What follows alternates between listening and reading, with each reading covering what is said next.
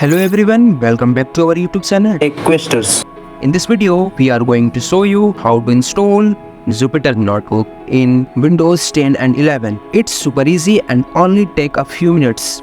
Let's get started. Before we begin, make sure you have installed Python on your computer. If you don't have Python installed yet, head over to python.org. Download the latest version and follow the installation instruction. Once we have Python installed, the next step is to install Jupyter Notebook. We will use a package manager called pip, which comes with Python. First, open the command prompt. You can do this by press the keyboard Windows icon plus R and type cmd, then press enter.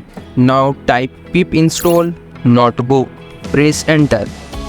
This command will download and install Jupyter Notebook along with all the necessary dependencies.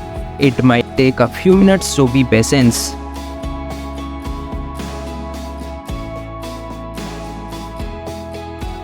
Great!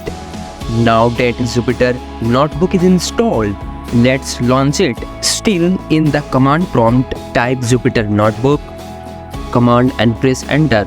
This command will start the Jupyter Notebook server and open a new tab in your default web browser.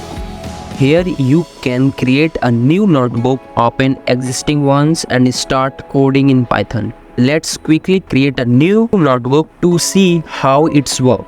In the Jupyter Notebook interface, click on New and select Python 3, the drop-down menu. A new notebook will open and you can start write your Python code right away. So type a simple Python command like print subscribe developer